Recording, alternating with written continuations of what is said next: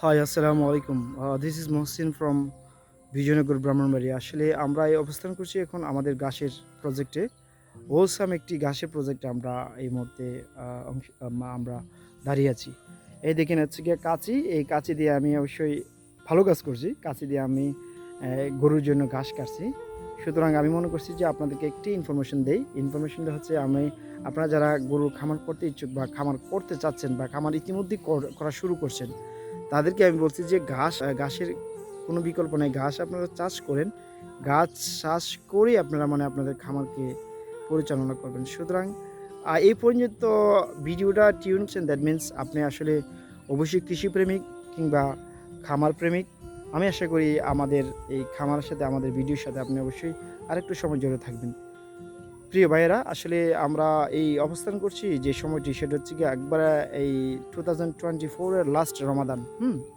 সেটা হচ্ছে কি আসলে খুব বারাক্রান্তরিত নিয়ে বলতে হয়। আসলে ফ্যালেস্টাইনের মানুষের প্রতি আসলে খুব বেশি সমবেদনা। আল্লাহর কাছে দোয়া করছি কাইমানবাগকে ইসরায়েলি যে তাণ্ডব যেভাবে ফ্যালেস্টাইনের উপর চালাচ্ছে, অসহায় মানুষদেরকে পানির মতো গুলি করে মারছে। আসলে আমরা আল্লাহর কাছে দোয়া করা ছাড়া আমি মনে করছি আর কিছু নাই।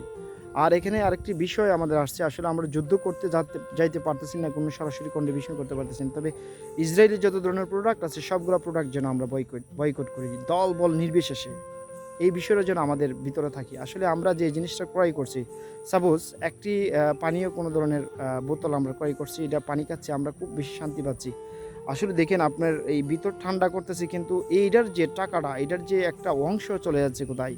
প্যালেস্টাইনের যে তারা ইসরায়েল যে যুদ্ধ করছে তাদের ব্যয়ভার চালানোর জন্য একটি অংশ চলে যাচ্ছে। সুতরাং আমার যে ভিতরগতভাবে আমি একটু একটা পানীয় খাবার খাই, একটু ঠান্ডা হচ্ছে, আর ওই দিক দিয়ে আমার ভাইকে রক্তকরণ করাচ্ছে। সুতরাং আমি এই বিষয়টি এই জন্যই বললাম যে আসলে আমরা এই মুহূর্তে তাদের জন্য বেশি দোয়া করি, আল্লাহ যাতে জন্য তাদের ভিতরে যদি তাদের কপালে যদি কোনো ধরনের হেদায়েত থাকে যেন হেদায়েত দেয়, আর যদি হেদায়েত না থাকে তাহলে জিল্লতি আর বেইজ্জতি করে যেন পৃথিবী থেকে একবারে ধ্বংস করে দিই। প্রিয় ভাইরা, আসলে অন্য প্রসঙ্গ নিয়ে কথা বলছিলাম। যাই হোক, আপনারা দেখতে পাচ্ছেন যে একবারে চিরসবুজ একটি জায়গাতে আমরা অবস্থান করছি।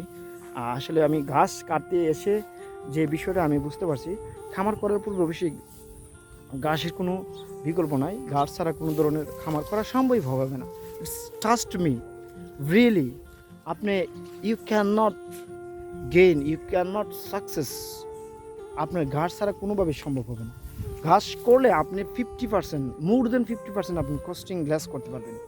আপনি দেখেন, যদি একটি সাপোজ আপনার 10টি গরু আছে, 10টি গরুর জন্য যে কাজটি করতে হবে আপনাকে 1 বিঘা পরিমাণ জমি যদি আপনি ভালো করে কাল্টিভেট করতে পারেন, যে কোনো চাষ, এটা হতে পারে অজানা হাইব্রিড কিংবা যারা XYZ হতে পারে। একটি ঘাস যদি উঁচু জমি হলে আপনারা যারা করবেন, আর নিচু জমি হলে আমি যে গাছটি করছি সেই গাছটি করবেন, সেটি হচ্ছে অজানা হাইব্রিড। এটা অত্যন্ত super and do for production. আমরা অবশ্যই আপনাদেরকে কাটিংয়ে সরবরাহ করে থাকি। সুতরাং যদি আমাদের কাছ থেকে কোনো ধরনের হেল্প নিতে চান, তাহলে আমাদের স্ক্রিনে দেওয়া নাম্বারে আপনারা অবশ্যই যোগাযোগ করবেন। আমরা অবশ্যই আপনাকে অনেক বেশি সহযোগিতা করব। আমাদের যতটুকু আর নলেজ আছে, যতটুকু কমার্স ম্যানেজমেন্ট সম্পর্কে আমাদের জ্ঞান আছে, সেটা আসলে দেওয়ার চেষ্টা করব। প্রিয় ভাইরা, আসলে আমরা অবস্থান করছিলাম ঠিক শেষের রমজানে। আসলে সবাইকে অগ্রিম ঈদের শুভেচ্ছা এবং ঈদ বার্তা। ঈদ যেন সবার কাছে, সবার ঘরে যেন আনন্দ বয়ে আনে এবং হিংসা বিদ্বেষ পৃথিবী থেকে যেন ধ্বংস করে দেয়। আল্লাহর কাছে কায়মানুরাকে দোয়া করছি। সবার সুস্বাস্থ্য কামনা করি এখানেই এই ভিডিওটি শেষ করছি। অনেক বেশি ভালো থাকবেন। আসসালামু আলাইকুম।